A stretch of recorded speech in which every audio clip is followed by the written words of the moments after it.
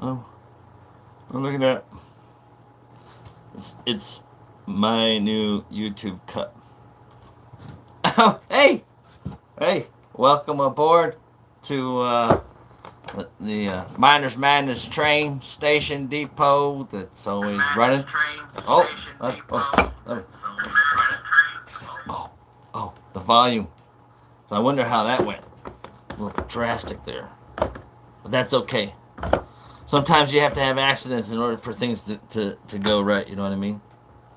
That's okay. That's okay. Where is the old cup? What you mean? Which one? This one? There's that one.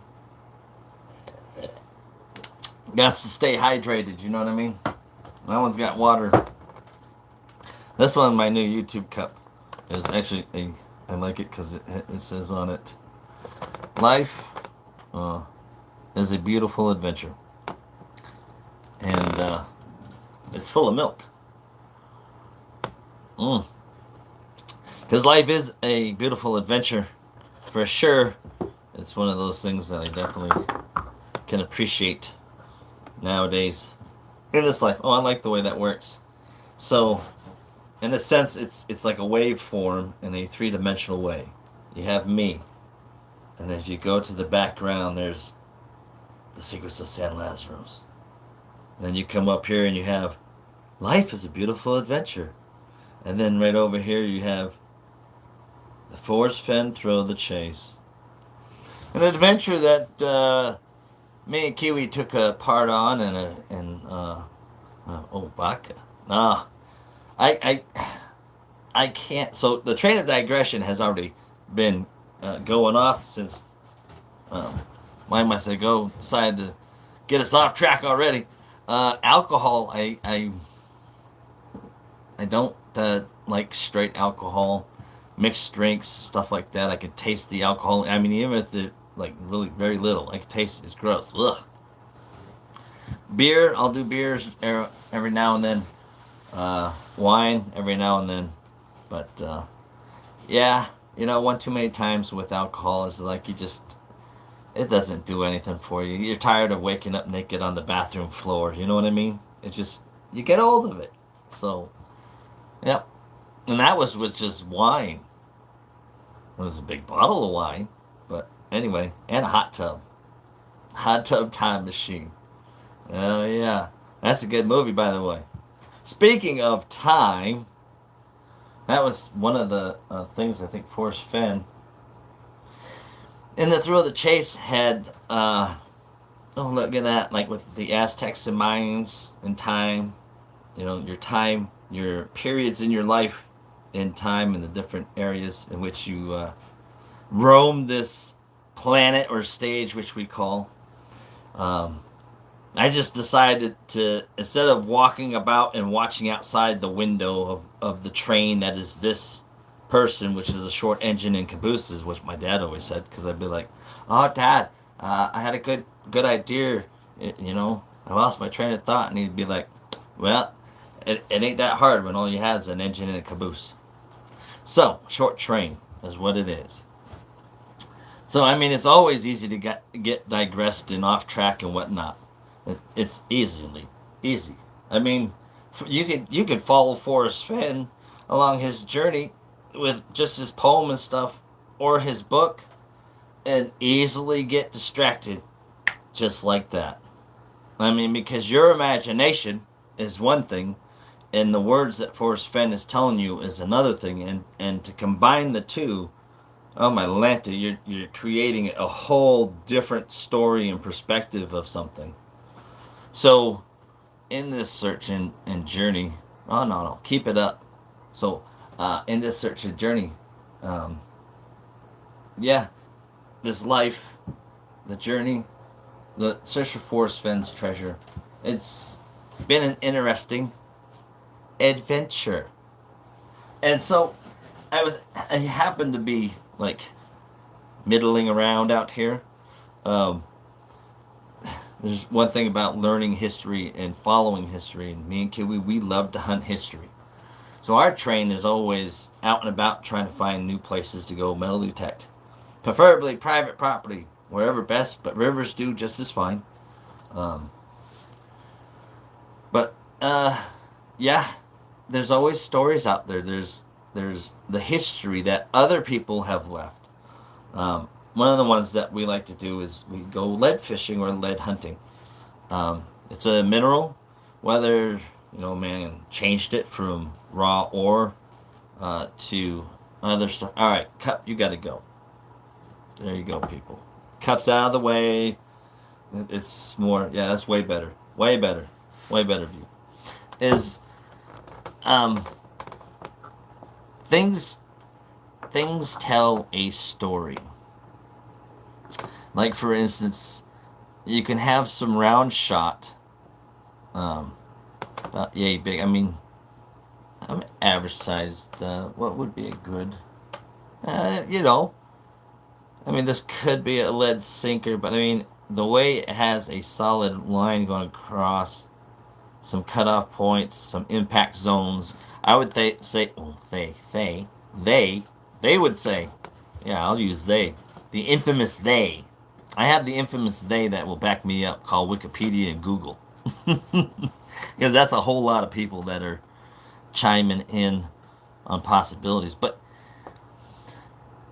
it shows the progression in societies and just the way the manipulation of stuff, the smaller ball shot. But I mean, there's just like different designs in where is it? Where's that sweet spot? Come on. There it is. So there's a different design and different ammo, and they tend to tell you a story. Let's check this one out. Look at the rings on that one. They tell you stories. They tell you age periods, time periods of when a certain peoples were around, not around. I like this one. This one's where is it? Sweet spot. That's a nice one. It's about history, hunting history, and this is just as good as finding Forrest Fenn's treasure along the way. That one. So that one, notice has that nice round. Yeah.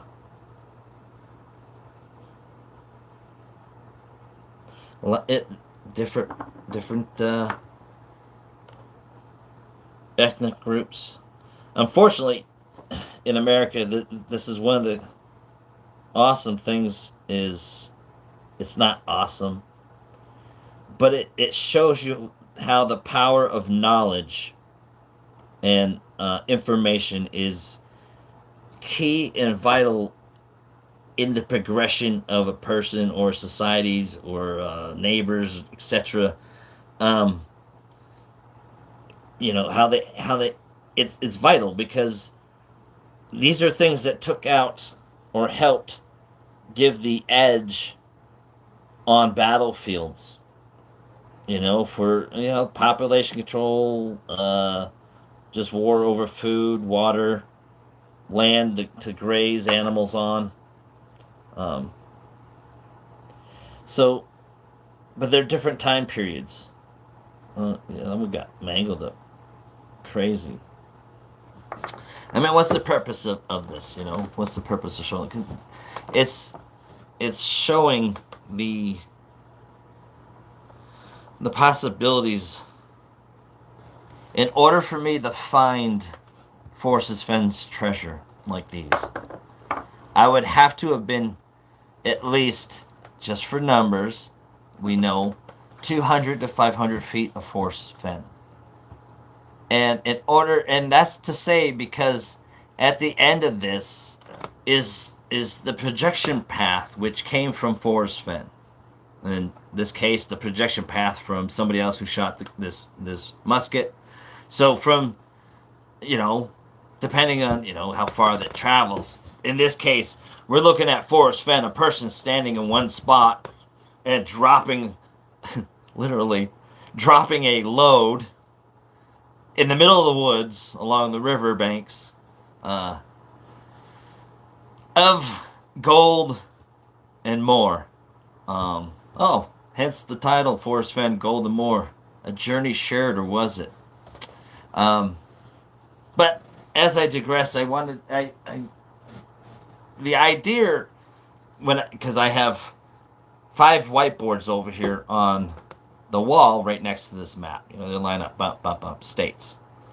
I have which is the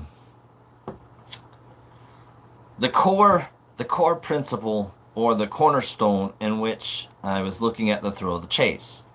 And this is all mental stuff. This is stuff I'm reiterating and putting down on written paper and whiteboards, because I just love whiteboards.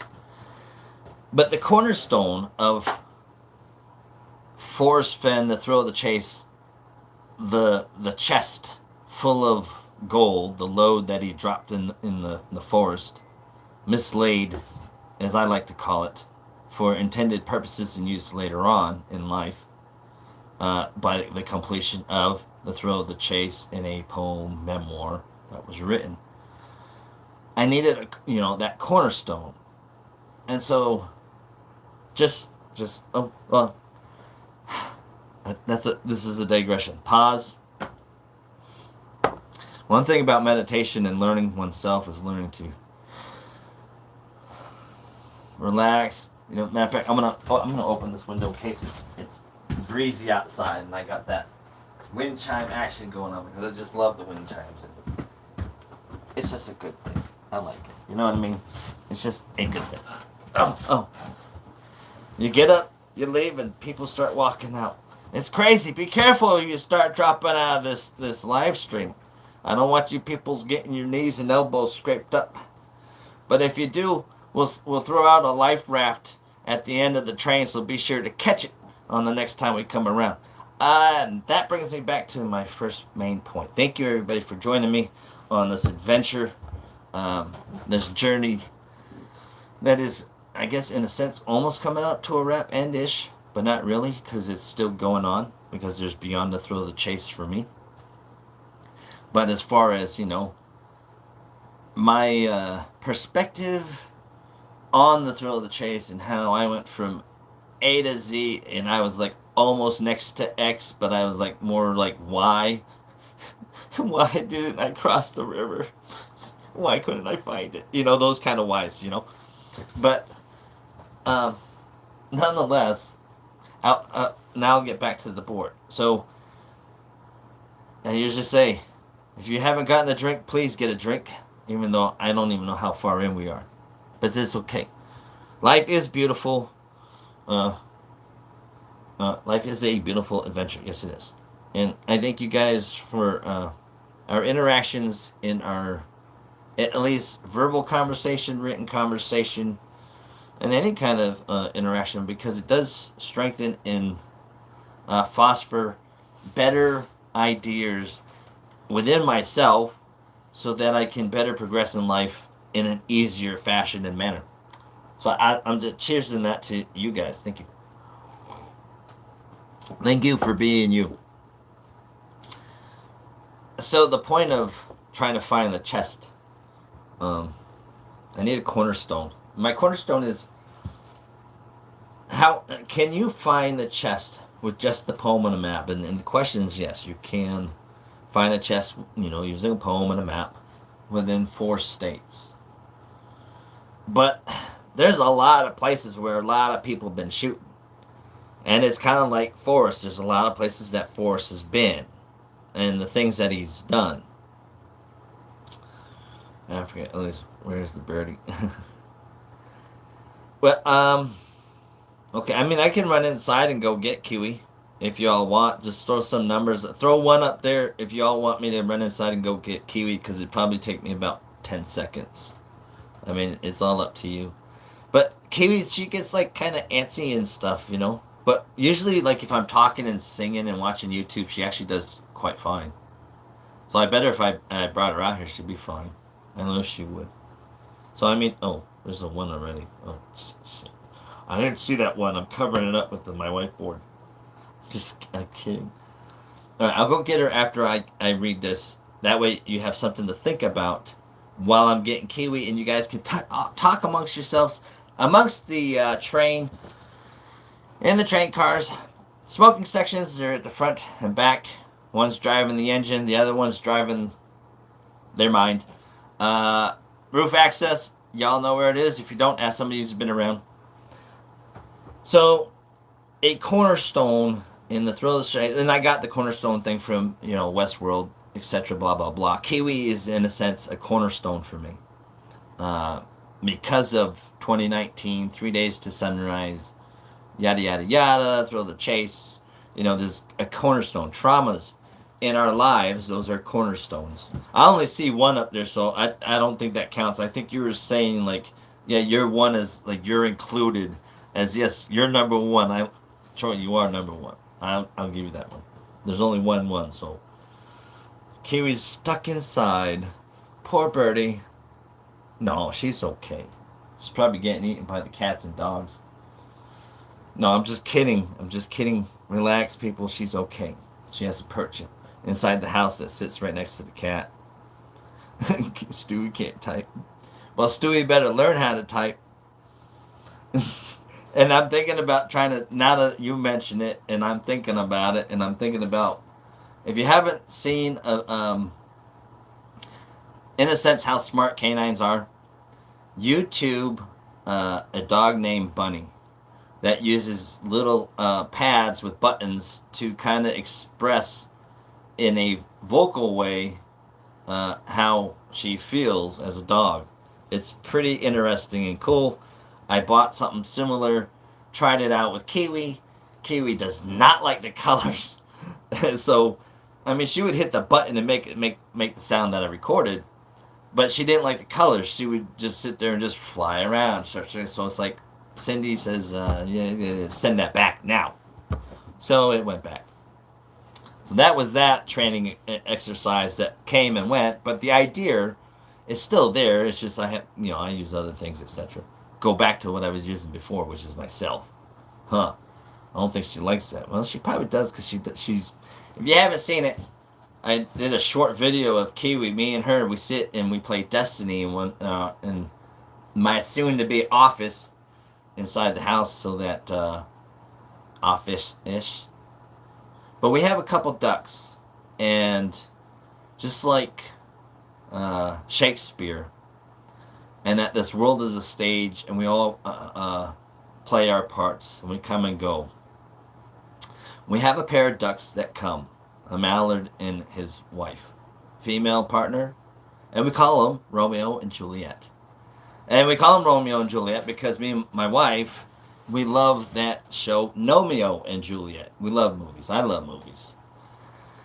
So, me and Kiwi, we sit in the room and we play Destiny, and so she sits on the windowsill, and Romeo and Juliet will come by and hang out. And say, I'm trying to teach Kiwi now to quack like a duck and say Romeo and Juliet. So that's our next little verbal excursion that we're on in this adventure of life of ours. So it'd be cute when she starts quacking like a duck saying Romeo and Juliet's here. Because it's wah, wah, wah, Romeo and Juliet. And then every time they're here, we'll know that, yes, Lightfall. Oh yeah, if you play, I'm on the PS4. I'm under, I think I changed it to Kiwi's Road on the PlayStation Network. If not, it's like Dragon 34, but I think I changed it to Kiwi's Road. Just because of, I started Twitch, and twitching because my son, he streams and stuff.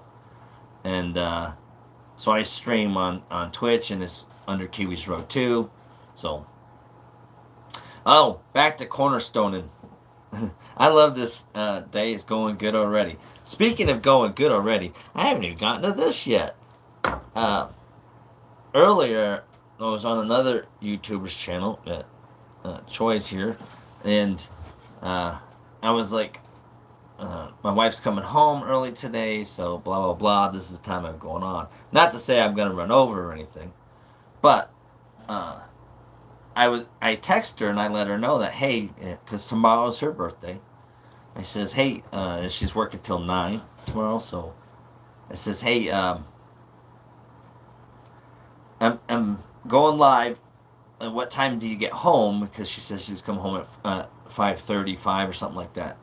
And she says, well, and I says, because I want to take you out to dinner for your birthday since you're going to be working late tomorrow. And, well, um, I won't be home till 7, so we'll do it tomorrow and tonight. And I says, oh, okay, that works for me. So she's getting 2 birthday dinners. How does that work? I guess it works for a guy like me, huh? It's all right. She deserves 2 good meals. She deserves every good meal, that's for sure. I mean, like, I should take her out to dinner more often now. Seeing as how I just dug myself a hole with that one. I mean, people will take it wrong. Everybody deserves a nice birthday meal. So that's a tradition that we do on our... So, there we go. Hole filled in, built with solid rock, good foundation. Here's the foundation. Forrest Fenn, in the thrill of the chase, one of the things he has taught me is to utilize time and imagination and making impossible things possible. And it's a perspective. And it's not to say not everybody's got this. They all share it. They just see it in a different way, so to speak. It's traditions. And it's one of the things that Forrest Fenn, and I say traditions in a sense because I'll get to that in a second, but in the thrill of the chase, he has a tradition. They go to Yellowstone every summer for however long he's in school, until he's 19 or something like that. So it's a tradition thing that he was sharing in his stories. So when I look at birthdays, we all go out for birthdays. We all take each other out for birthdays. But it's a tradition that we have a birthday dinner. We all get together. But since he's working, so we're doing our family birthday get together on Saturday. But I wanted to take her out on a night that she could. But it ends up that she's getting late. But we're going to do it both nights anyway. Because. So. Back to Cornerstone. So the idea was finding Forrest Fenn's treasure that he dropped a load somewhere in the mountains, like 8.5 miles north of Santa Fe. So is it easier with a process of elimination of where Forrest was to at least go from? So I'm trying to find where he dropped his load. Where did he shoot his firearm and proverbial history? Where did he go so that I can get within, if not the 10 inches, 10 by 10, but brown trout, there's brown trout all over the place ish, only in certain areas, in certain rivers ish, so they're not all over the place, they're just within certain areas. And that was kind of one of the things, looking at Forrest Fenn's thing, was he mentioned quite a bit about fishing. And that was one of the key things I took from it. So when I hear the word brown, and he's talking about fly water and fly fishing and just fishing, and it's just, I think of brown trout, rainbow trout, cutthroat trout, salmon, fishing. So, and there was certain areas that brown trout were introduced up in along the Madison area. In that area, I think it was the Gibbons is where they released them from. It came from, like, I want to say the Germany's in the Germans. There are German fish that were introduced into the area in like the 1960s or something like that. But fact check me because I know I'm wrong, and I'd like to learn. So I'm trying to eliminate where did he shoot this from 4 states down to 1 state, because 1 state's hard enough as it is. That's a whole lot of ground to cover. You know what I mean? There's a whole lot of ground to cover. To a time and place when he went And not just when he went to hide and shoot this gun, but where he went and repeatedly over time kept shooting the different, you know, you see what they're adding up. It's where did he go more often to shoot that would make it possible that you'd find a bunch of what he was dropping versus, you know, a once in a great shot out just for, one point and reason. There's for people to share stories. I think they share the stories they enjoy the most. With that being said, I think Forrest Fenn's Throw the Chase and the ones that followed were the stories that he was looking to share information and knowledge, but also the time period in which he was being shot through life that he really enjoyed, and it seemed to gravitate towards certain states. And so, yeah. And then I added on the bottom, like, for my, like, own YouTube thing here. It's like, alright, Kiwi's Road and Miner's Madness. I already said that. Short train through the Chase Marketplace. Because all these YouTube channels and Facebook channels and anything that has the word Forrest or Forrest Fenn in it is a Chase Marketplace where people are presenting things and ideas and thoughts and theories or items, etc. Moving on to this is the train depot where people come and gather, and BS on the train, because who doesn't like sharing ideas and keeping it cool, you know what I mean? Because we like a chill ride, because I'm trying to reduce my anxiety and stress in life. And this here is my brain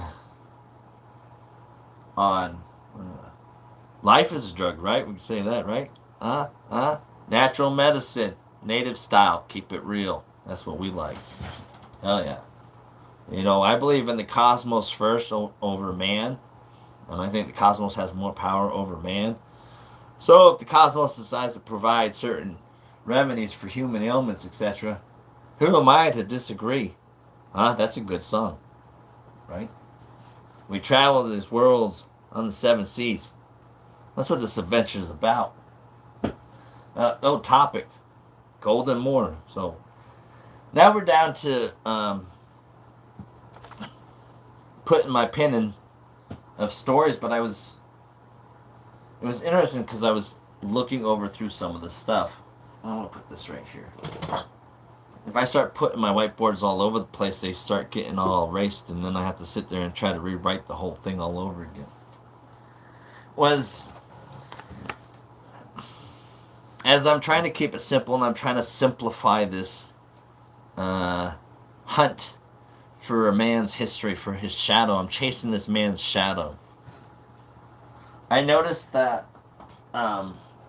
throughout the Thrill of the Chase, some stories would mention more states than other states.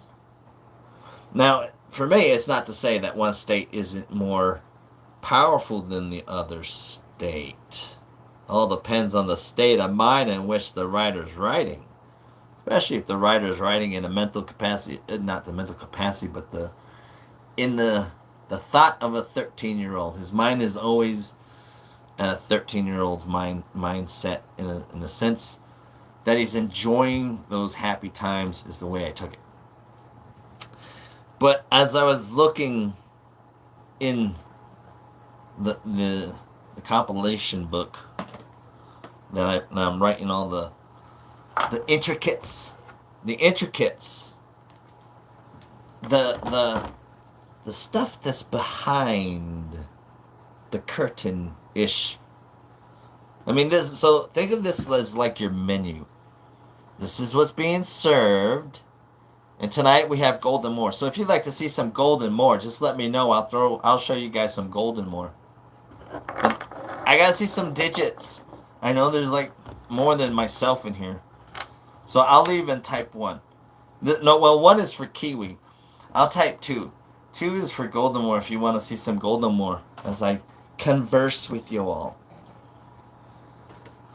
But even though Wyoming has a few states, I was noticing that in those few states, especially the chapter Flywater has quite a few locations that are specifically named by picture.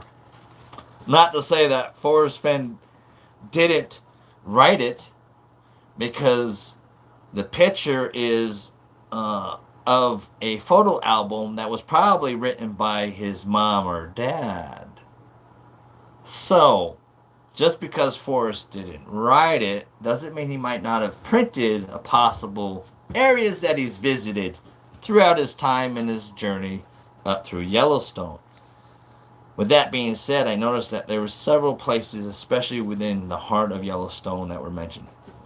And it's just curious because it plays a role later on when trying to apply within the next couple of weeks the process in moving forward. Because if I'm trying to follow where this man has gone and dropped his golden moor in the wilderness as a pioneer, blah blah blah, I'd have to follow his shadow.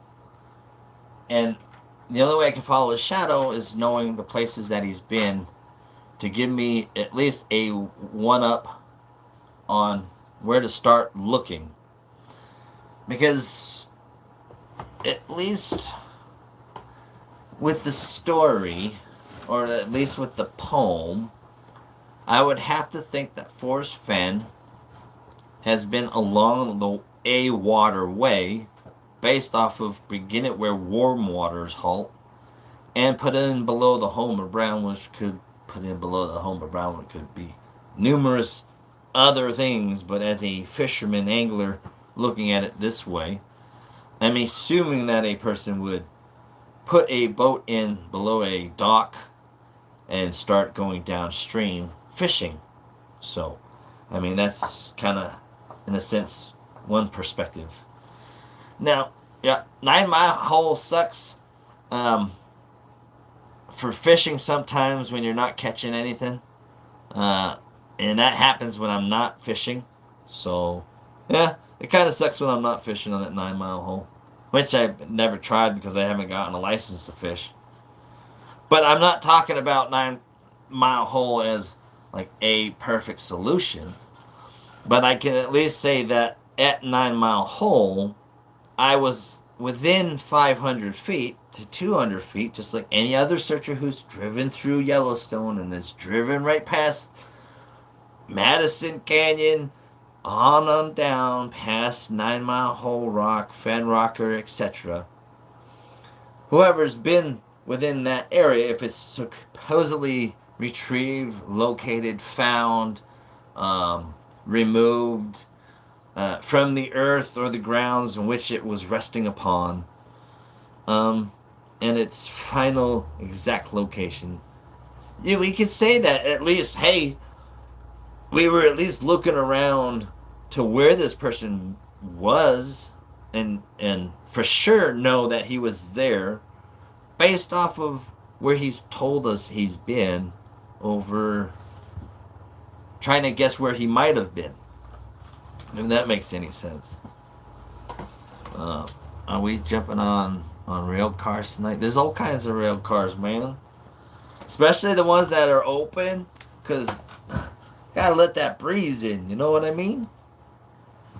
So, that kind of was summing up, like, getting more towards later on, when I'm done, I have tonight to go through Golden Moor, of pinning locations of where Forrest Fenn has at least mentioned, or there's a name of a location within the thrill of the chase. I'm trying to keep this simple as I'm trying to locate where this man has been, because that's the only place that I know he would have dropped something within feet of himself when he's trying to mislay this property in other locations.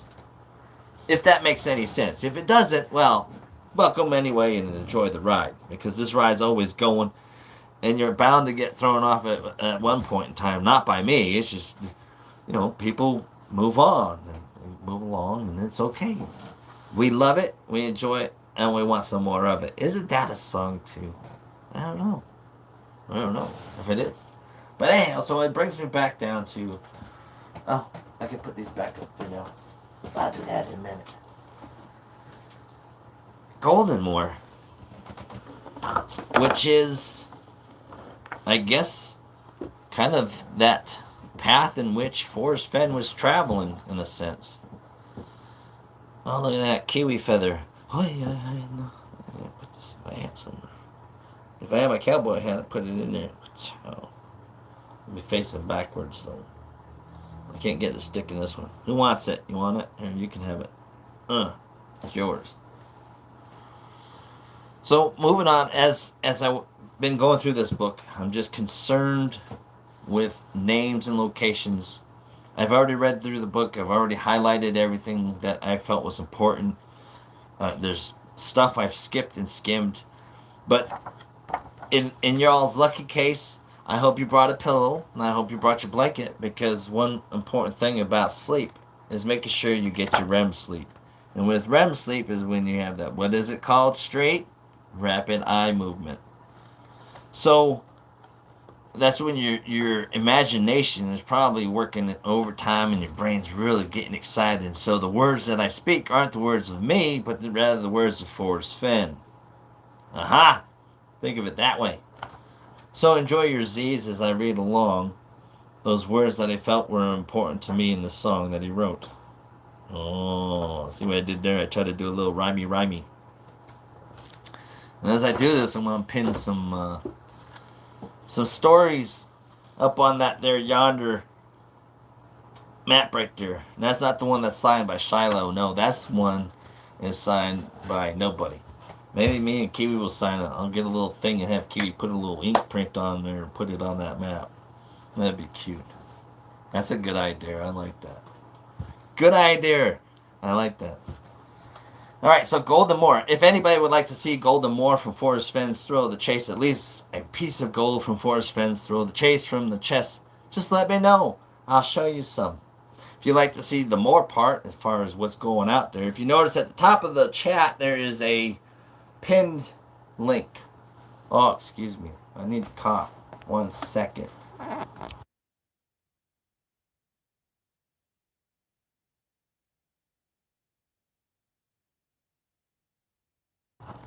Yeah, I said wrong button again. So hopefully you got a good beverage along for this ride. So, 126. Yes. Somewhere north of Santa Fe. So right off the bat, I didn't even get to write on that page. Man, I got to write on that page.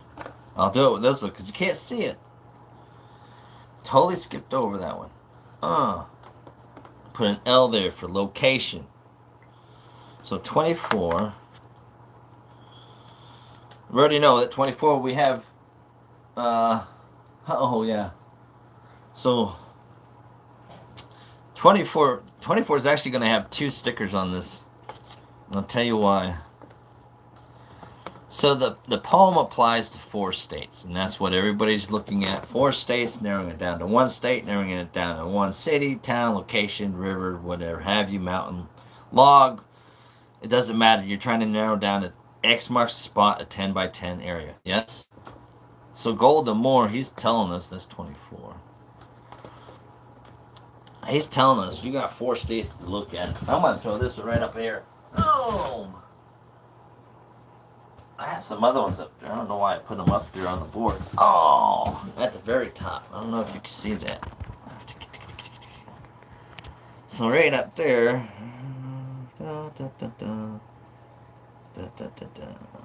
Over there, right there. There's like, that equates for like a bunch of states. All 4 states. I'm trying to narrow it down. Oh. Look over here. There's some down there. Right that way. Yeah, see? I'm working it. Don't you worry. There's like 1, 2, 3, 4. We got 4 right there. So, I mean, I could put 4 on there for Santa Fe, blah, blah, blah, blah. But I'm not doing that. Around the house, we have a location. He was collecting bottle caps as a kid. And we got another home and school. So this is when he's young and an age. Can't put it on the map. It does us no good. It is down in Temple, Texas. Is where he's home. His home school. He's not home school, but he goes to school, and his home is. But one thing I found interesting over the next 50 years, my eclectic collections grew to excessive proportions. Beaded Indian moccasins, four-edged painted books, four-edge painted books, weather vanes, ancient Egyptian jewelry, arrowheads, pocket knives, and antiques of all kinds. But we have an age 58. 58 is when 58 when he got cancer. 58, 59, 58. An age when Forrest Fenn got cancer. One of those times. He wrote, ponder and riffle through, lying in bed at 3 o'clock in the morning, unable to sleep, gave me time to ponder and raffle through my brain for answers that I didn't think were there. All sorts of things entered my mind. At age 58, I had spent more than 19 years asleep, and 3 of those years were on Monday. Think about that for a minute. Surely that's a design deficient of some sort. I mean, you're sleeping 1/3 of your life. You're working 1/3 of your life.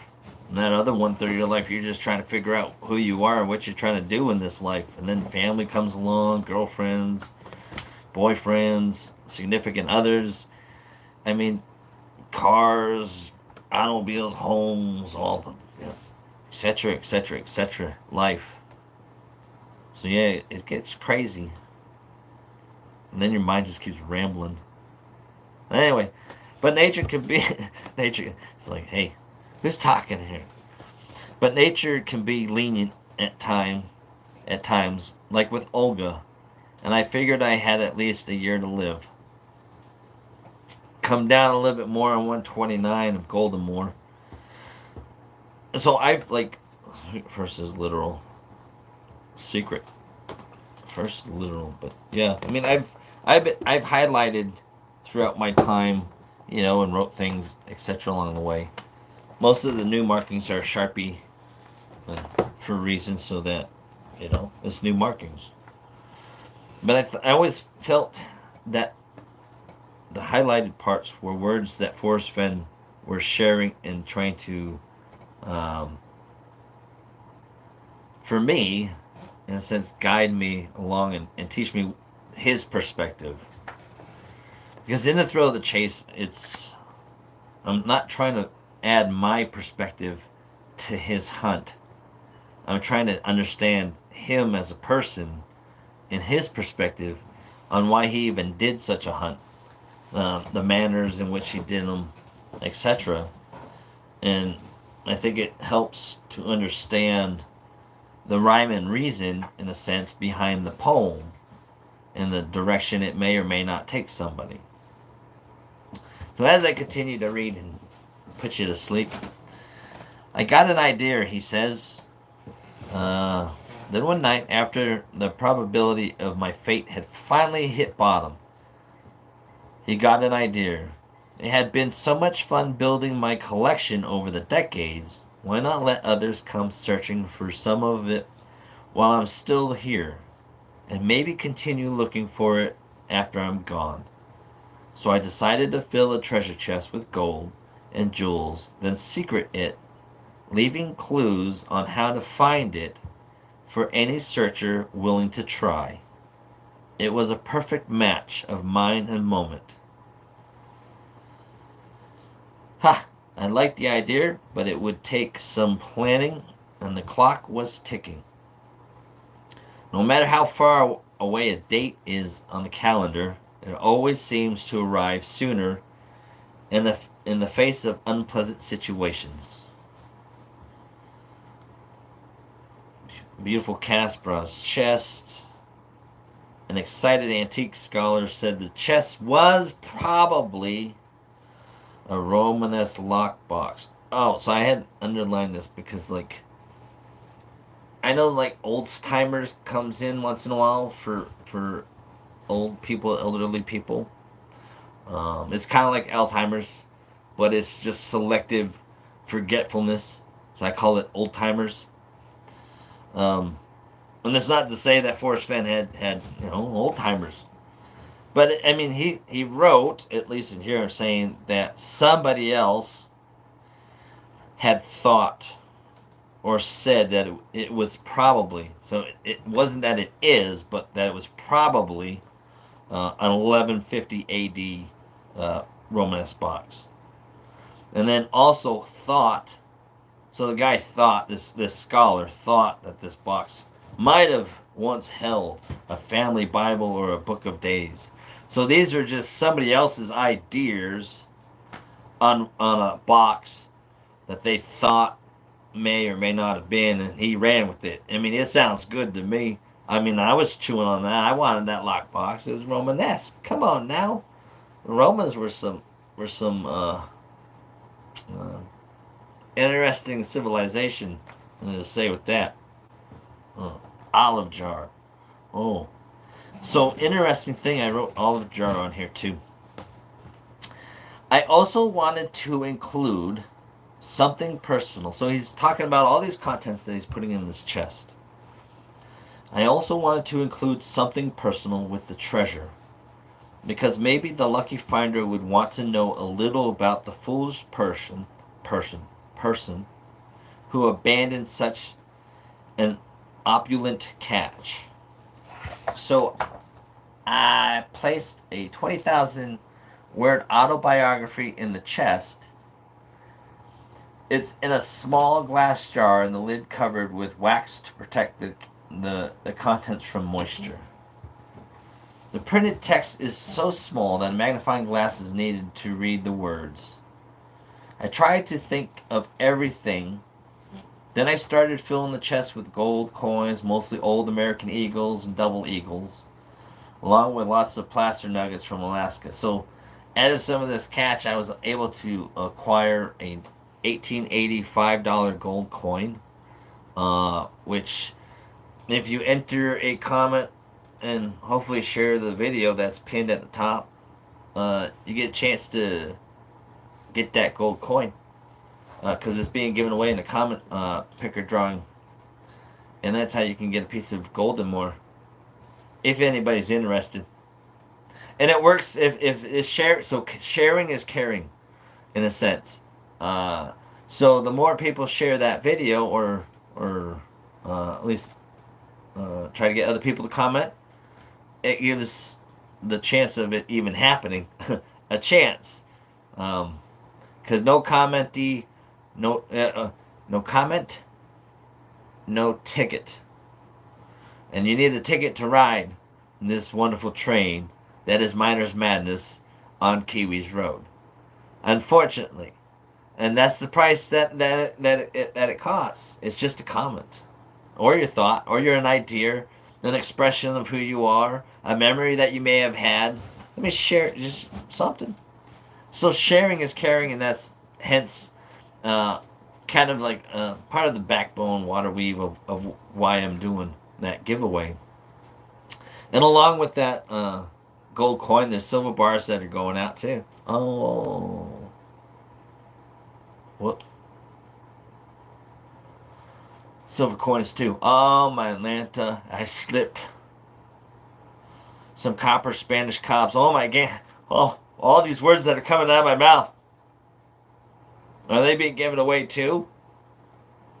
I don't know. Somebody's going to have to check me on that one. Oh. You want to see some of this stuff? Let me know. Throw up a number 2 and I'll show you some of the goodies that's on that you get from that commenting and sharing that video that's at the top. And I do show and tell. I just show you some lead fishing. I show you something else too if you want. But hey, only if I see numbers. Anyhow, I'll go back to reading, put you back to sleep, seeing as how I might have woke some people up about silver bars, gold bars, or not gold bars, but gold coin from the thrill of the chase. Silver bars, silver coins, copper coin. Yeah. Going from the 1630s on up to like 1650s, 1660 or so. Yeah. Interesting because it's history. We love hunting history, me and Kiwi. So in a sense, it's just like repercolating the idea of history. Past, present, and future. In a sense, if you're looking at the bigger picture for this train ride. This train ride goes in a specific trackway, the number 8. Okay, back to reading. Then I started filling the chest with gold coins, mostly old American eagles and double eagles, along with lots of placer nuggets from Alaska. Oh, probably why people are dropping off like flies. Sorry if I don't recognize you. Hi, how you doing? Thank you everybody for stopping by. Feel free to comment, chat amongst yourselves, and keep it sassy, nice, pizzazzy. We'll just keep it cool beans, you know what I mean? Jelly bean? Anyhow, back to the reading. I'm sorry if I don't recognize you, but I do. I see you. I hear you. I don't hear you. I hear myself. Ain't that crazy? Well, this guy is crazy. And he's allowed to drive a train? No. He just drives a mental train. That's it. I'll drive people crazy, that's for sure. That's my wife. And my kids. Pretty much anybody that knows me. Anyhow. Along with lots of plaster nuggets. Man, I was looking at some of those nuggets from on that auction house. I tell you what. Somebody got some good deals on them things. Two weigh more than a pound each. And there are hundreds of smaller ones. Also include our pre-Columbian gold animal figures and ancient Chinese human faces carved from jade. I mean, he goes on a Spanish century gold ring with a large emerald that was found with a metal detector. And an antique lady's gold dragon coat bracelet. I mean, I highlighted this page because it's gold and more. It's telling me what's in here, man. I want some of this. It's got history. It's got culture. It's got some monetary value. It's ringing all 3 of my bells, if you know what I'm saying. You start hitting ding, ding, ding, ding. Have you ever done that? If you haven't done it, try this out. Is you take a regular clad quarter and you hit it, bing, and it makes it bing. And then you take a silver coin and hit it and listen to the different tone and the tings. That's how you can tell silver over clad. Clad meaning modern coins, etc. I could be wrong, most likely, so fact check me on that one. I'm just saying. I ain't got a fact checker on board this train, because none of the stuff I say is true, even though I try to learn what I talk about, because my wife tells me I don't know what I'm talking about, so I try to learn what I'm talking about, so I know something of what I'm talking about. And I'll get back to driving this train and putting more people to sleep. Oh, what we got? Got the reason why he hid got the clues, the poem. It's got the reason why he hid there's a heart. There's a heart that's sitting right in the middle of that word, and I can't read it. It's got the clues, the poem. Smoking time. Oh yeah, everybody just smoking in the front back. I'm reading. You got time. And what else does he have? He's got a silver bracelet. Did anybody? Oh yeah, that has 22 turquoise disc beads that sit side by side in a row. So I mean, this guy he won this bracelet, and it's interesting. Apparently, ownership of that bracelet. I wonder where the ownership of that bracelet lies, and how it got there, and why. Just a question. Because if you think about it, and with some reluctance, so Forrest Fenn was reluctant with this bracelet. And with reluctance, I included a small silver bracelet that has 22 turquoise disc beads set side by side in a row. It fit snug to my arm and I loved it. But its history is what appealed to me the most. Richard Weatherford excavated the beads from a ruin in 1898, and a Navajo silversmith made the bracelet for him the same year. In 1901, Wetherell sold it to Fred Harvey, the hotel magnate. I guess magnate might have been another word for manager. I don't know. Now I gotta learn what that word is. 64 years later, I won it playing pool with Byron Harvey, an heir of Fred's. So this silver bracelet with turquoise beads has seems like some sentimental history value to Forrest Fenn. It's interesting to find out where it's at and the ownership of that. That'd be cool. Because I didn't see it up for auction at the auction house from Heritage Auctions. So this is just one of those history things I'm curious in. Hunting history and all. One of the prizes in my collection is a Tarahumara and Sunu Indian necklace from Colombia. So I was eyeing out them. Oh man, I wanted to get into some of that pre-Columbian stuff, but couldn't. I ain't rich. Do I look? Nope, not rich. I mean, now there is this thing about being paid by like anonymous people for anonymous things about the Forrest Fenn Thrill the Chase and whatnot. Scab groups, huh? We don't talk about that right now. That goes underneath the train. That's where the conspiracy theories go. Get ground up, shredded out, put out there in the universe, cosmos, spread the seed of idea. No, I couldn't afford it. I wish. I would have much rather won one of the pre-Columbian things. Would I still go through with what I'm doing now? Absolutely. Because it adds more history, and the history is what makes it more valuable, I think. Having a printed coin is cool, you know what I mean? But to have a one-of-a-kind, unique made artifact like that's where the priceless comes in.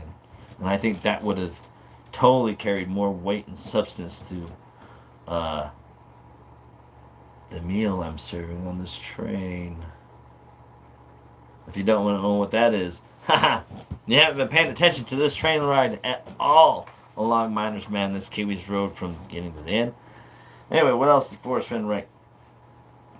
I mean, he has a jaguar claw in there, a frog with bulbous eyes. I mean, 2,000-year-old stuff. So he's got a lot of different stuff in this chest that wouldn't be appealing at all. I mean, it's got me salivating. I'm ready to go out there and find some more. Give it to me. Indiana Jones type people. I knew exactly where to hide the chest. This is 131. So it would be difficult to find. But not impossible. Unless you got X-ray vision, you can see underneath the ground debris and stuff. I was looking at the picture where the chest was supposedly found and stuff, and it's like you'd have to have something else that you could use in order to find this thing. A stick, a probing stick, metal detector, maybe even dowsing rods. I mean, I don't know why I didn't think about that till just now. I should have taken my dowsing rods and went over there and started dowsing. Man, I was that... Seriously. Could have started dowsing. And if you don't believe in dowsing and finding gold, well, then you should probably... Maybe not check it out. Oh, it's cool, interesting stuff. I used to carry dowsing rods with me when I go out metal detecting and stuff. Then I got tired of just carrying them around. I always got pokey and sticking me in the side and whatnot.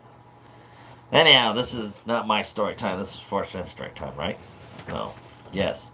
I knew exactly where to hide the chest, so it would be difficult to find, but not impossible. It's in the mountains somewhere north of Santa Fe. No, it's not difficult at all. It's just somewhere in 4 states. Indecision is the key to flexibility, and that's why I waited so long to secret my catch.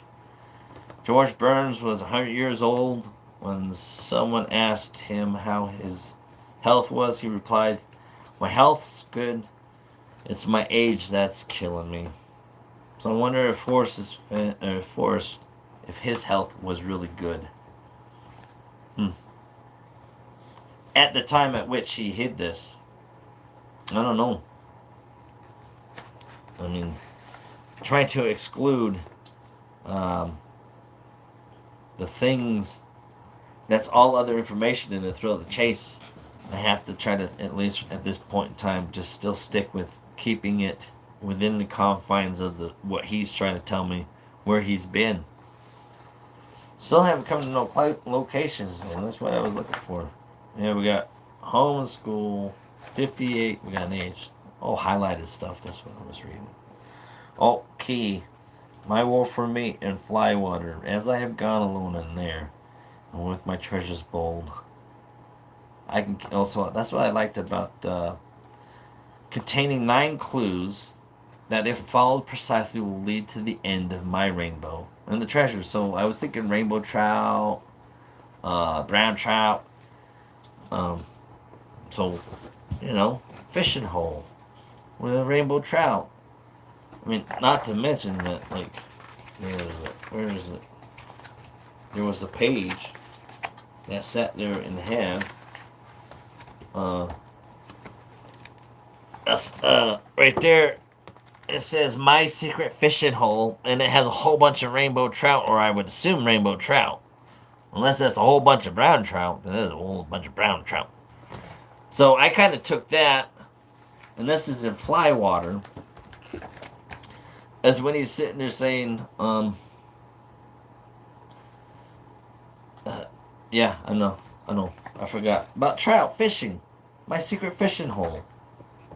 As I have gone alone in there, and with my treasures bold, I can keep my secret where, and hint of riches new and old. But I use fly water in my war for me to fill in stanza 1, so that in order for me to continue down the poem, I would have to at least understand where Forrest, who he was, where he's been, what he was doing, why he was doing the things he was doing. And these are specific things in the confines of the thrill of the chase and stories in which he was sharing. And then, moved on. Went down the poem and started looking at it, where warm waters halt. You start thinking about these canyons. So we're looking for, obviously, places that have warm waters and canyons. And in a sense, that's kind of where it starts to fill in with marrying to a map and stuff in the future. On page 133, poem, a map, and stories, there are also other subtle clues sprinkled in the stories. No, I'm just kidding, Troy. It's all good. But I'm just saying, I have to go with what Forrest Fenn, if I'm reading this book, I have to go with what Forrest Fenn's saying. And he's saying there are also subtle clues sprinkled in the story. So hopefully, beyond just looking at a poem and in one page, I'm gonna now, that's where all the highlighted stuff, all the underlinings, is rereading the thrill of the chase, trying to see, well, what parts of the poem would fit, or what lines would fit, or even what words would fit in stories that Forrest Fenn shared inside the thrill of the chase. And finding at least out of the who, what, where, when, and why is finding the wheres. And part of the wheres um, is the locations. And that's, going through and reading locations and stuff. He felt like Captain Kidd, etc. So, I mean, yeah, so right there, 24, Golden Moor. I got 4 states. I'm looking for one state. I'm looking for towns, etc. So we're moving on to 25, which is Dancing with the Millennium. Now, I'm going to, again, I just read because I just read. Bore y'all to death. Talks amongst yourselves. How much is a sprinkler? Well, it depends on like what type of sprinkler you get. If you're doing like an in-ground sprinkler head, I mean, those run right around $5 a piece or so, $7 a piece. Above ground, I mean, $2-3, depending what store you go to, Home Depot, Lowe's, or Walmart, etc. Oh, I'm sorry. I don't know if you were asking me, but if that helps and answers that question, I hope it does. Dancing with the Millennium. I've always had a love for history, and that's why I like to collect and talk about old things. Maybe it's because the people who lived in olden times seemed so mysterious to me. I've wondered what they did when they weren't doing anything. Um, but those who will be living in the future really arouse my curiosity. Someday, will all of the land in New Mexico be covered with houses and asphalt? They pay paradise to put up a parking lot. Songs. Songs, smells, foods take you to different places in time and life. And I think that's part of what Forrest Fenn was sharing was the marrying of time, past, present, and future, with the experiences and how to cultivate better experiences with not just ourselves, but with people around us so that we have a better way, meaning, or a more positive life versus something other. I don't know. Don't listen to me. I'm just reading the book. So I mean, he's talking about New Mexico. So he must be still living in New Mexico. Those things, let's see, fresh air fun with populations increasing so rapidly. So this is earlier today, as I'm writing Forrest Fenn on here, and I'm going to write New Mexico. So we can put New Mexico on there. Wrong thing. Today on another YouTube channel, we were talking about kind of like the evolution of communication, the evolution of experiences, the evolution of the medical field. I mean, the evolution in which humans are being tracked and monitored, etc. Kind of goes on to, in a sense, what Forrest Fenn is writing in these next couple paragraphs, and this is 135. If those things really come about with all the people, let me back this up. I'll read again from the beginning. But those who will be living in the future really arouse my curiosity. Someday will all of the land in New Mexico be covered with houses and asphalt?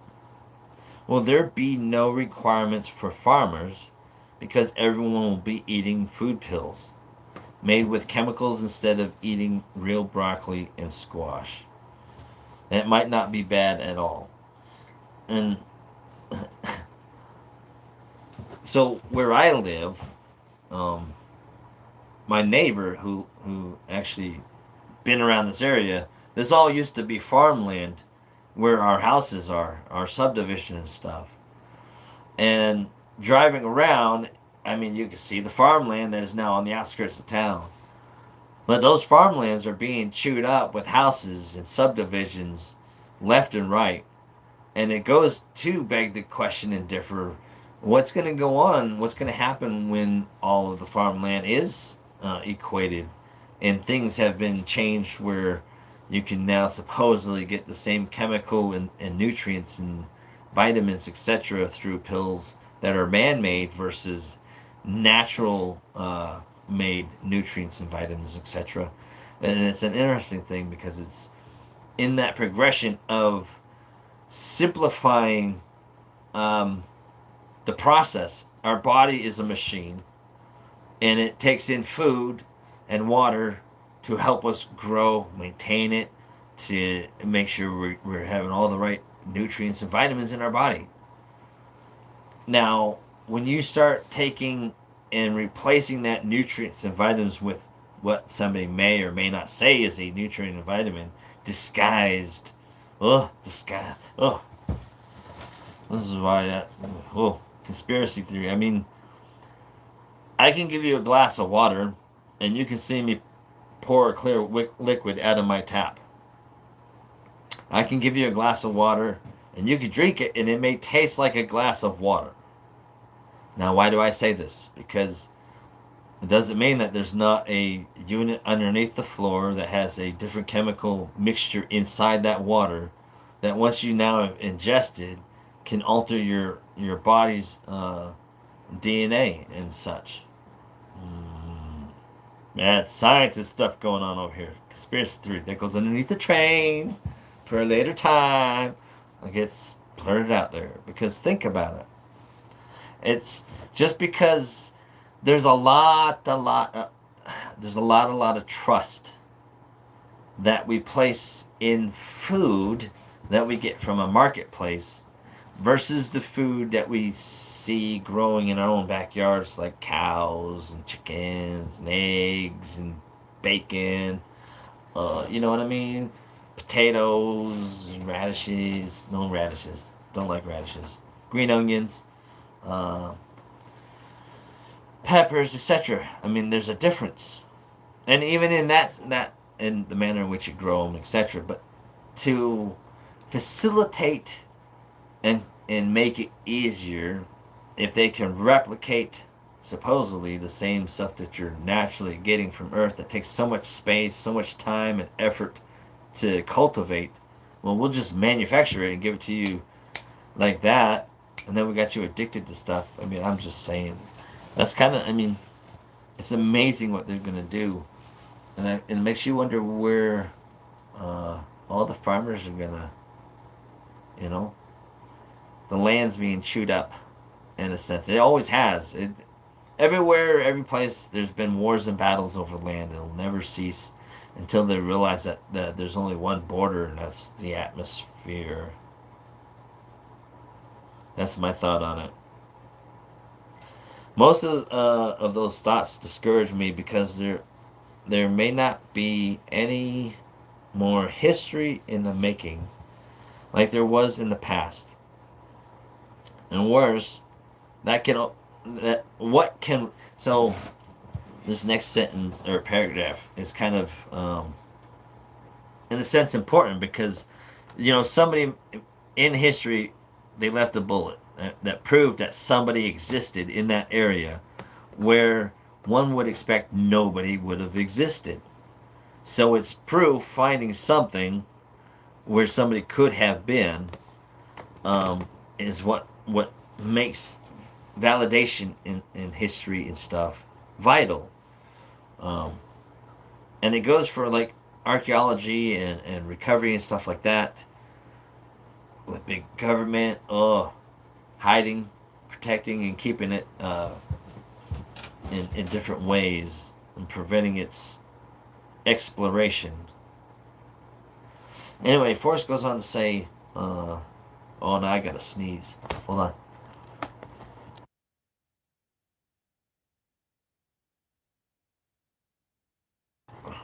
I felt like my spine just go, yeah. It's like, anybody, anybody, anybody. That was an internal sneeze. Anybody, anybody? Oh well. Hey, bless you. Oh, thank you. So, Forrest is here and he's talking about, it reverberates, it rings like a bell to me, in a sense. I mean, he's sitting there dancing with Millennial, and he's got the bells and stuff like that, and he's leaving quotes and stuff.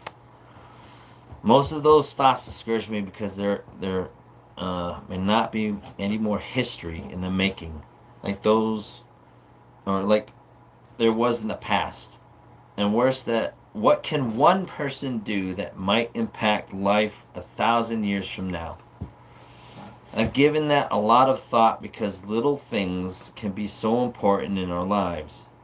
For example, do you know how long a piece of iron is needed to make a horseshoe? And then he goes on to explain a horseshoe.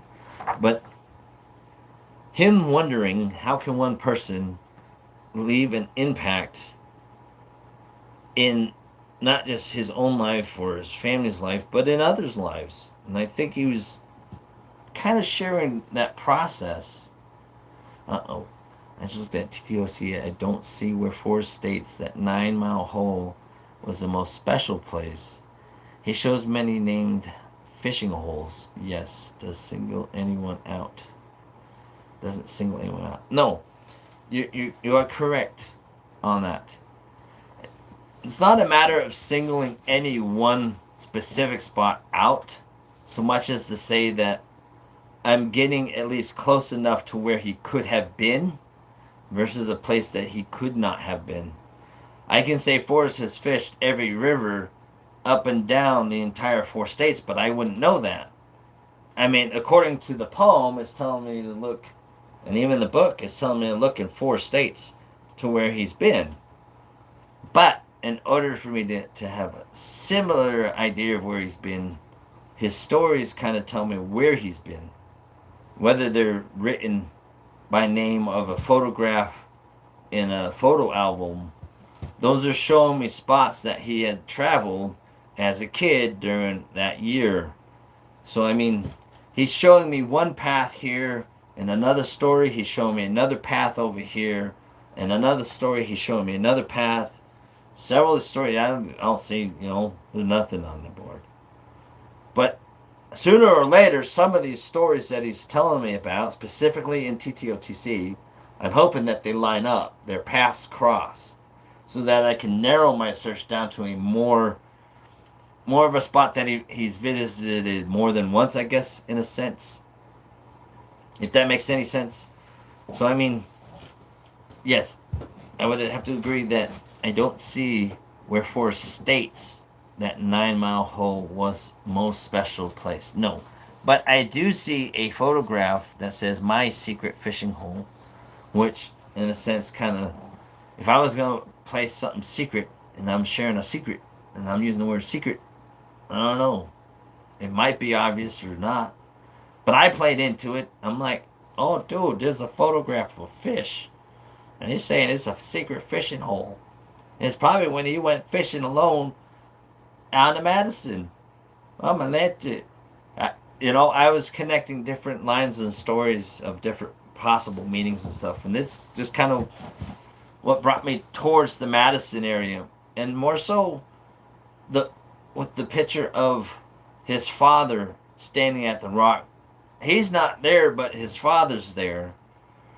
And throughout the different stories in the Thrill of the Chase, I feel that Forrest was trying to convey, in a sense for me, a connection between his father, amongst most things in the book, outside of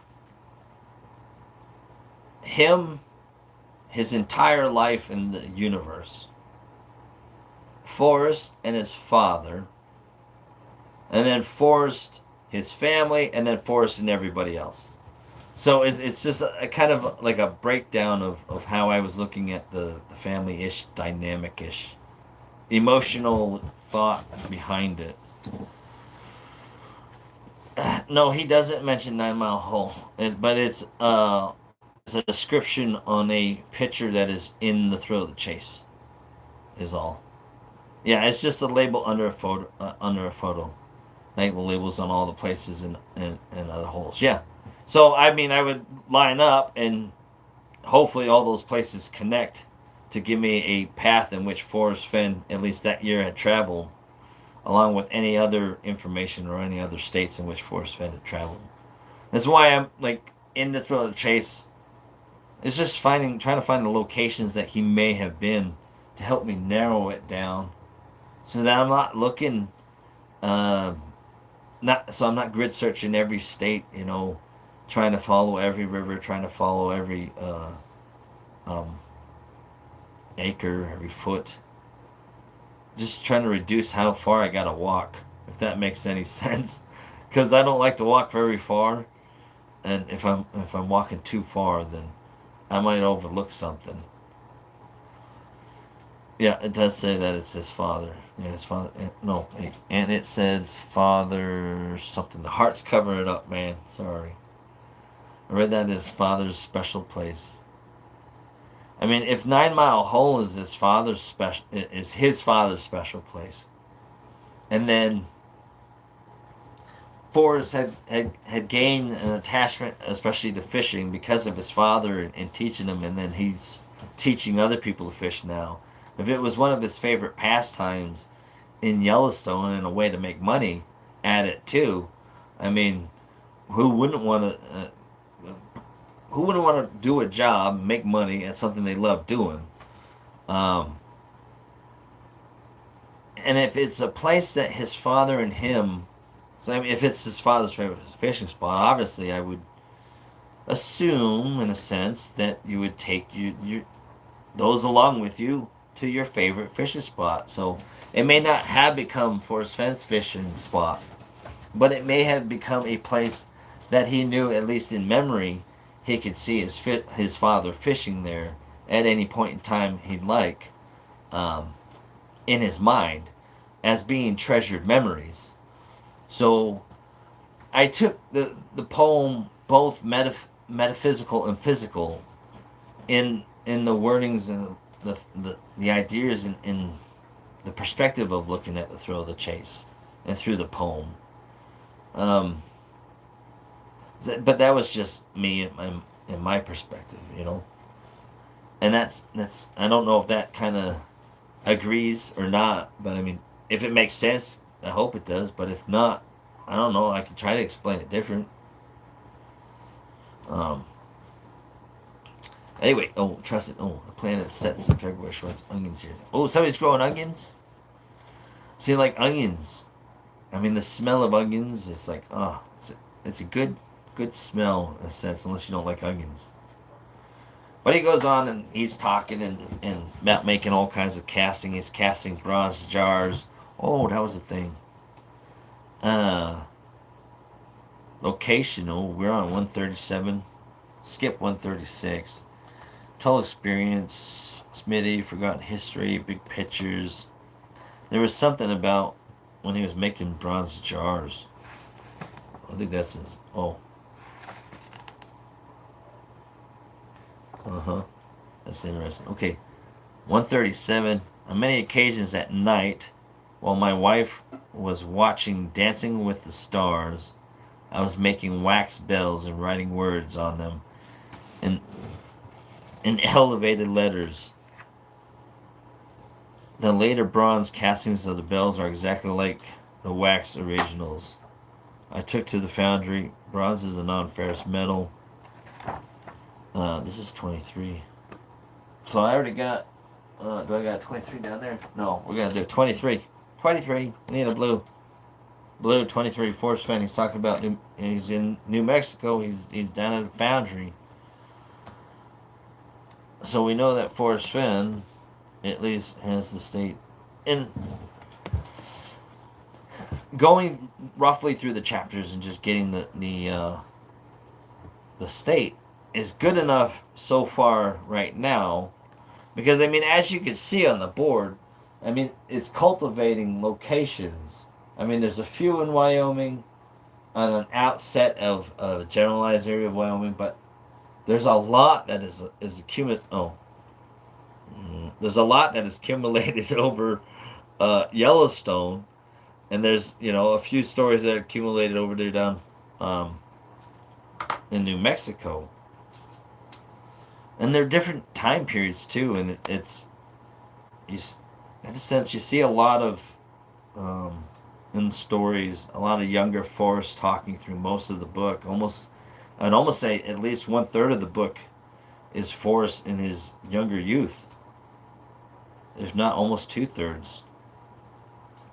few stories set aside, you know, to give a different perspectives at this.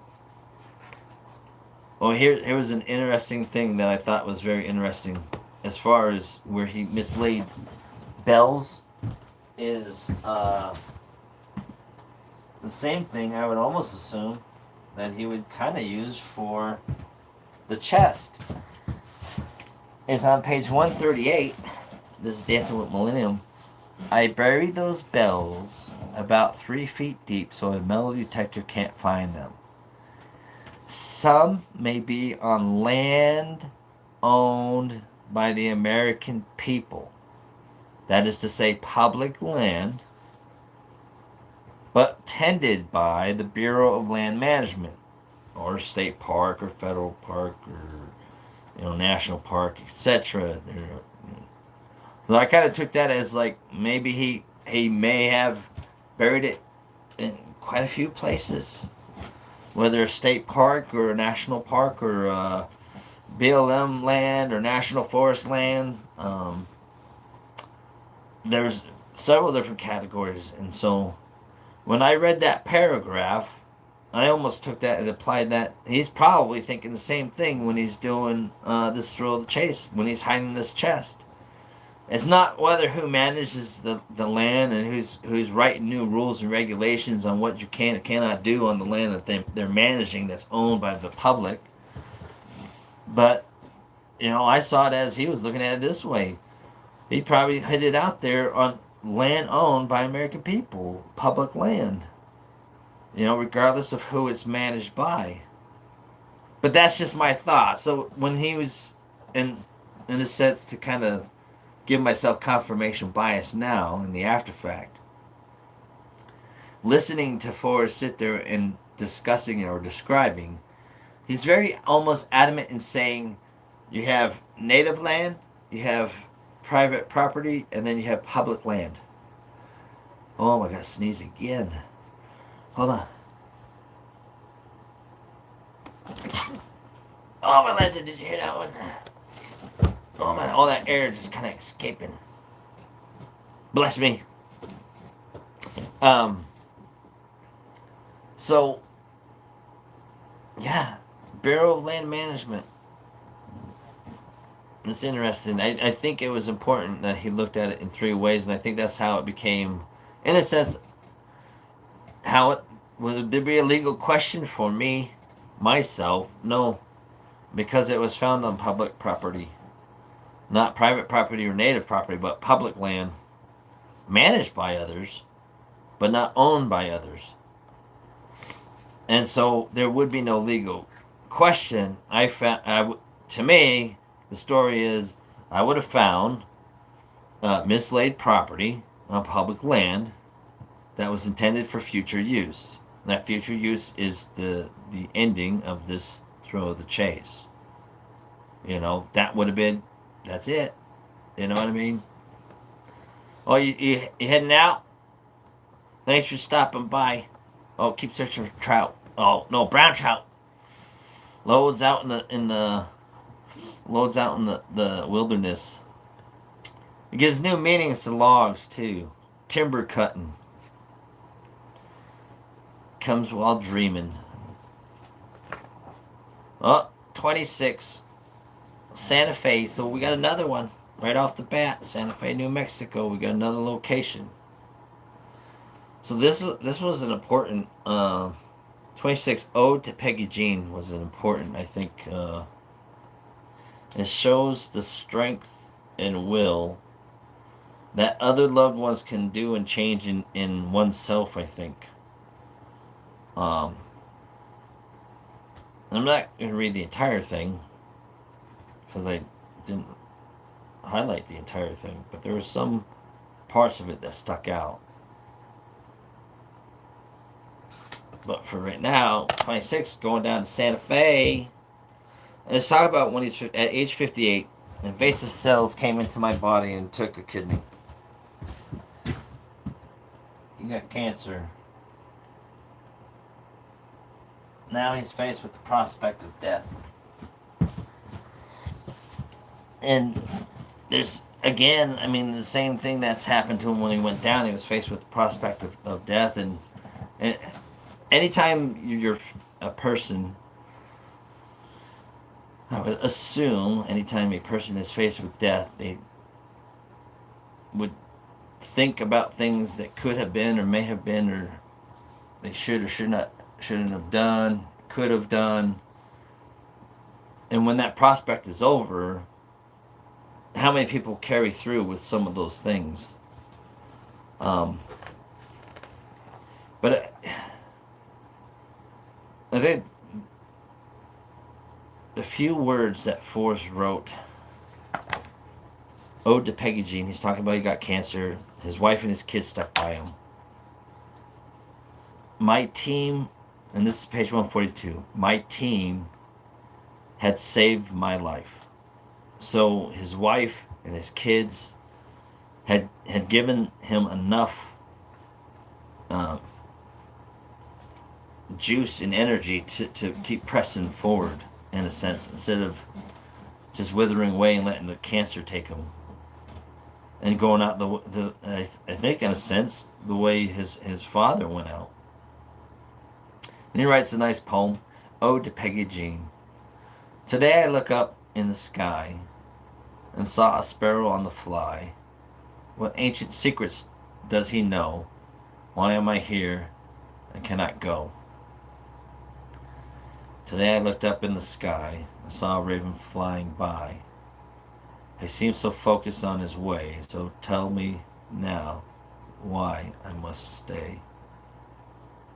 Today I look up in the sky and saw my shadow floating by. It seemed so strange, I wondered why. And now it's gone, but where am I? Today I looked up in the sky and saw that I shall never die. Forget the pain and harm you see.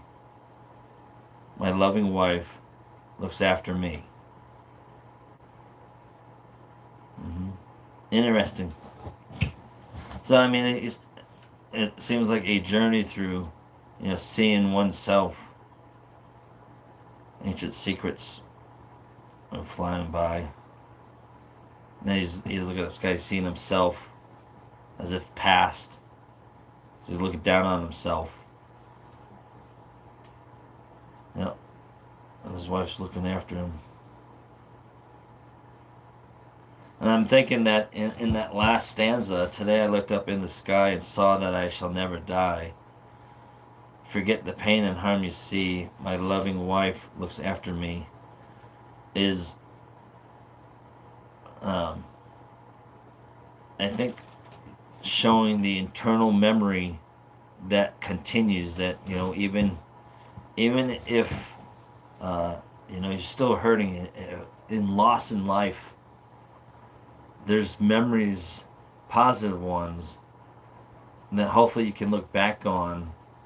And even though pain and sorrow is there, that's just a life. That's just the nature of life. But learning, and I think this is one of the things that isn't taught through school, through education. I mean, some maybe through religion. Is the past, present, and future, but the past, present, future in oneself. And as far as birth, living life, and death, it's all part of a phase. It's all part of a cycle. It's all part of a circle. And we're taught to go up to this point, but we can't talk about death. We shouldn't talk about that, or what's possibilities after death. We should talk about that. I mean, these are secrets and thoughts and ideas that have been discussed, regardless, throughout time and history.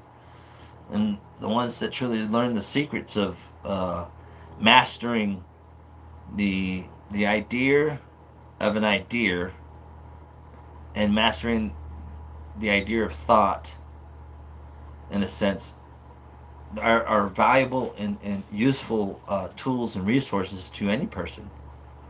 And I think, I'm not saying Forrest did, but he's definitely, and I think in a sense, teaching some techniques on how to learn, on how to cultivate that kind of idea of thinking, or fostering a more easier way to understand, so to speak, of life and death, looking at your life, where you see yourself, etc.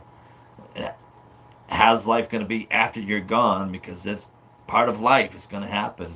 Are your families taken care of? Your animals taken care of? I mean, do the people who know that you've loved them to the best of your ability? I mean, these are different things that I think he was trying to share. Anyway, that's just my thought on that one. 143, 27, epilogue. So here we got age 79, and this is when he went out and hit the chest. So this is 58, 59, he got cancer 20 years later. 15 years later, and he's doing he's thinking about the hunt and everything. Temple, Texas, we got a location. Oh my, I think this was short too. Like father, like son, and the after death. I mean, Trusted Living was reading earlier a bunch of the epilogue, and I think the epilogue was a good way for Forrest to kind of sum up or summarize the thrill of the chase in a few simple words or sentences to pass on, if not reading the entire book or the poem, etc. In the epilogue, some different ideas, and one of them was the sanctuary. So his father had passed. So my father was dedicated educator, and he went about his day adroitly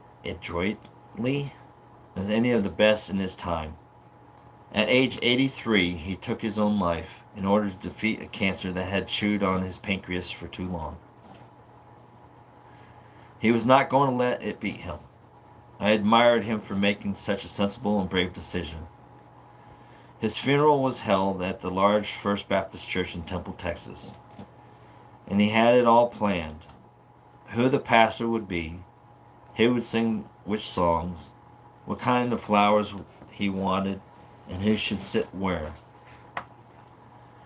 The sanctuary was filled, and maybe 100 friends were standing outside, hoping to hear the words that were being spoken with such passion and eloquence. The preacher said that it was probably the largest crowd he had ever seen at a funeral. It was a testimonial to who my father was and how his life affected nearly all humans with whom he mingled. I can't remember how many times when walking down the street with my father, a man would come up to us and say, "You're Mr. Fenn, aren't you?" And he goes on, and it came to thought that in life and in death, I mean, his father was still admired, and it makes me wonder who hasn't had that thought and who hasn't had those questions. And like Forrest, I think he wanted, in a sense, and everything's always opinions on these things, right? But it's just my opinion. That he's trying to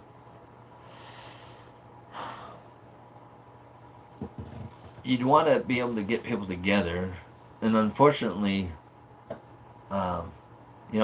birthdays are great ways to get people together.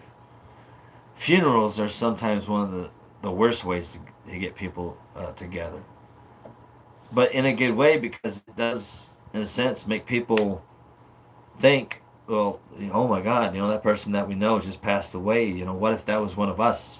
How are things going to roll in the future? And when he's talking about his father having it planned out, and now he's seen that his father had such an outcome, I wonder if he kind of wanted that same outcome in life and in death. To see how many people would show up looking down from the heavens. Maybe history doesn't want us to remember everything we've learned.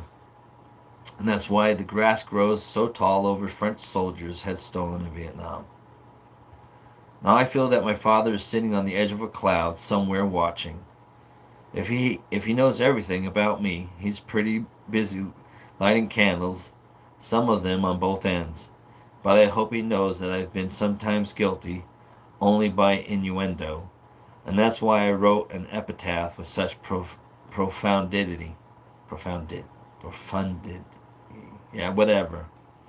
I wish I could have lived to do the things I was attributed to. So I personally took that and I'm just gonna try to do the things that I'm attributed to, in a sense. I mean, we all do, right? What else we got here?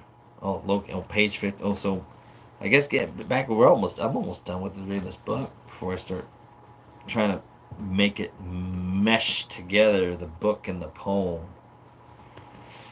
Beyond TTOTC knowledge, no time spent in thought is wasted, and nothing is too small to know. So one thing should not let oh my so one should not let knowing a little bit be a substitute for learning more. And I think the thrill of the chase definitely opened up the door for imagination, knowledge, uh, and the growth of uh, the evolution and communication in myself, in a sense, because I wouldn't have been following the timeline and stuff like this in such a perspective way. That's all on these boards behind right there. But there, it opened up a different way of looking at life in a different sense. And for me, it was applying the Shakespeare poem with Forrest Fenn's words, in a sense, that you could see how he's trying to write his life history, show you his stage, and even in a sense, he's trying to show you how his exit kind of would go. And I'm just going to jump to page 15 real quick because it bears on the very last portion of this. So, page 15. Not a day passes that I don't question myself about what lies just ahead and whether or not I can make it happen like it's supposed to be. Now, near the end of my 79th year, each day tests me in a different way. And I know that before too long, I'll make my last flight to where even memory itself will never have been. Sooner or later, each of us will be nothing but the leftovers of history, or an asterisk in a book that was never written. So now I sit here past midnight beside my juniper fire, reflecting back to the years when my awareness took its first steps. The past will always be contradictory, and this is back on page 147 of the Epilog. The past will always be contradictory when told by one person at a time. I feel my life has been a rough draft of the place just ahead, where the past will come alive again, and all of my experiences and friends through the years will meet with me at the great banquet table of history. Then there will be no past. And that goes back to page 15. I question myself about what lies just ahead and whether or not I can make it happen like it's supposed to be. He got hit with cancer. He thought of a treasure hunt. He thought of how to apply it to his life history. In time and space, by mirroring memories with his stories, with locations that he's visited, so that past, present, and future would come together in some sort of similar place. And for us, it was Yellowstone and the Madison River, where they would meet each other for a banquet, making it happen the way he wanted it or was hoping it would happen. And that there, besides the double omega, is, summarizing locations of where a person who wrote a book about hiding a bunch of silver and stuff and gold and whatnot in the wilderness. Now I have some idea of where to start, of at least, in a sense, branching out. And so in my next time I go live or whatever, if anybody's hanging out on that time train, is I'm going to start going through the poem and trying to find, because I've already wrote them down, from a long time ago, was showing the lineups of where the poem was lining up with stories in the thrill of the chase for me. And then from there, start highlighting a whole bunch of stuff on the maps and seeing where I can at least have a good starting point, from a road to some water to where cold and warm water are, and for our search to where fish are, because we're looking for rainbow fish and brown trout, where there's logs falling in the wilderness. Oh, Atlanta is too much. So, with that, nobody ever put two up if they wanted to see any of that golden more. So I guess nobody wanted to see any of the goody goodies. They just wanted to hear me yammer, which is all cool with me. I don't mind. But I'm sure there was some pretty good discussions there in the chat, though. Seemed like some pretty good discussions in the chat. And yeah, next time I'm going live, don't know when. It's just whenever I pop on is when we pop on. And with that, I do appreciate y'all coming by and hanging out for story time with me and Kiwi, but Kiwi's not here, she's inside, so just me. And if you like what you're hearing or seeing, just give a like, leave a comment, whatever, it don't matter. It's all good for us. We don't mind the numbers. No one looking for numbers. Who don't like numbers? The more the merrier, right? And oh shoot, nobody's putting numbers up. So anybody that's hanging out, I'm gonna say goodbye for now. And then whoever hanging out for the last few minutes, check this out. You guys interested? All right, I'll say. So I'm gonna start for sure on my future streams. When I say keep calm and treasure on, I'm gonna limit it down to saying it once, and that's just gonna be the ending phrase, and then just shutting it off. You know what I mean? But that's for next time. But I'm gonna say keep calm and treasure on for all those people that like to get off this train and give themselves a headache relief. But for those that are going to hang out for the last few minutes while the train starts slowing down and people start leaving, check this stuff out. Though, so there's like ways people look at things, and then there's the way that I'm thinking about it, which is the way I'm saying it. But it isn't. Anyhow, don't mind me. But so Forrest Fenn was sitting there sharing about history and finding history and stuff like that. And I mean, part of metal detecting and stuff, it's like, it's just part of history, They're like, people are out there doing these things and whatnot. So one of the things was that went into a coin shop with my neighbor who tends to his wife. Oh, here's number 10. Number 10. Well, number 10 so far. So we ain't got no number 10. Though the end of the month for the Forrest Fenn coin giveaway is coming up to see where we're sitting. Number 10 has this I don't know if you can read it, but I'll try to put it there so you can try to read it. Number 10 has this, it looks like a 16 something. 16 something on there. But these are pieces of 8 or King Henry VIII or Spanish copper cobs, pirate cobs or whatever. So that's going to numbers. But there's more, and I'm just biding my time so that this is good to go, because there's still a few little things that I'm trying to add into this to spice it up a little bit more. You know what I mean? For instance, the one out. So for your chance to get, you know, one of 14 silver bars or one of 14 $1 brass coins, etc. I mean, that comment is, you know, what it's for. Go on that comment figure, but that's just the monetary. But it's the history that I'm interested in, the sharing part. You know what I mean? Oh, is that upside down? Is that upside down? Go that way. Oh, that no, it goes this way. Yeah, see, King Henry VIII. But it's just, where's the date on this one? Oh, what's this one? Well, that one there is 1641. Is that right? Oh, now I gotta look at it. 1641, yeah. So that's a 1641 Spanish copper cob.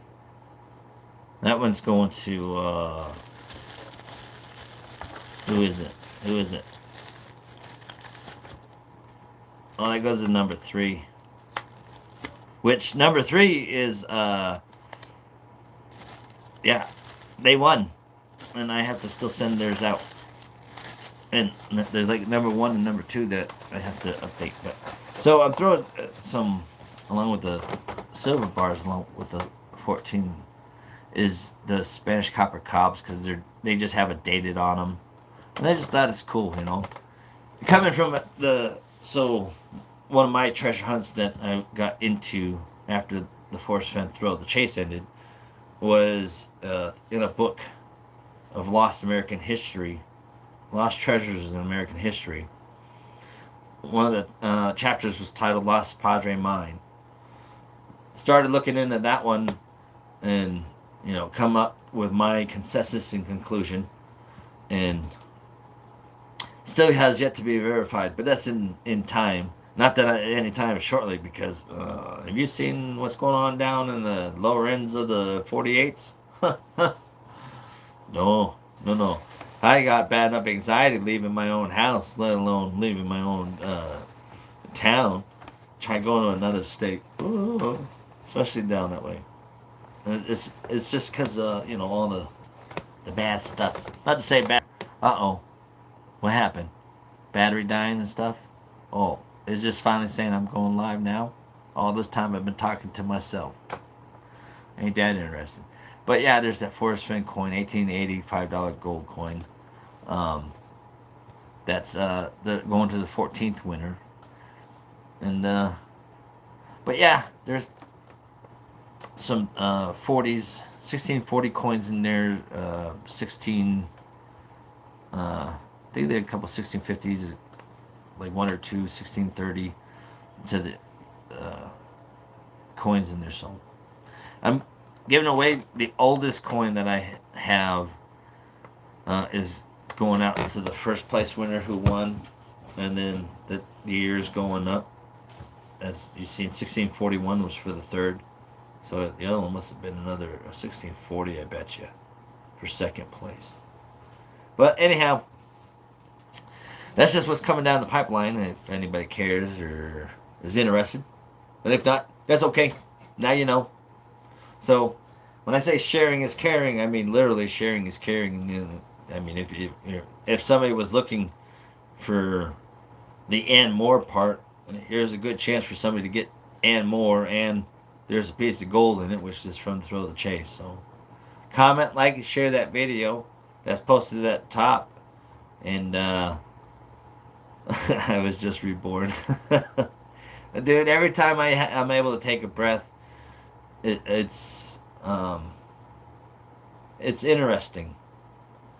I mean, I call it the 3 days to sunrise, and maybe one day I'll do a YouTube live stream on it, and I'll go over the situation and why it's called that. But you ask my wife, and she would tell you that weekend changed my life, and the prospect of death was definitely there, and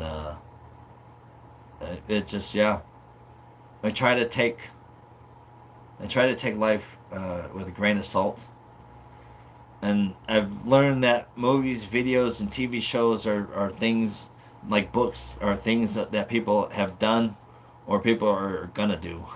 Because if somebody is demented enough, and it's not to say they're demented enough, but if their thoughts are in a way and such to create such I don't want to say bad, horrific, horrible stories or movies or shows or songs, but there's positive and negative on how to look at things. It's eventually, oh, I don't know where I was going with that one. I was just saying that then somebody else who sees that might run away with it and apply that copycat and make something that they've seen or read that was just an idea in somebody's head into a reality, um, or vice versa. You know, there's realities that happen, and they wrote them down and drew maps, etc., and wrote down places and names of that were discovered or rediscovered or renamed, etc. And you know, it's like history, doomed to repeat itself if not adhered to or something like that. I don't know. But anyhow, thank you all for stopping by. I appreciate your time. I hope I didn't bore you too much. And if I did, hopefully you got some good sleep. Everybody needs some good REM sleep. And with that, we will see you all later. And you all enjoy the rest of your evening. So with that, keep calm and treasure on.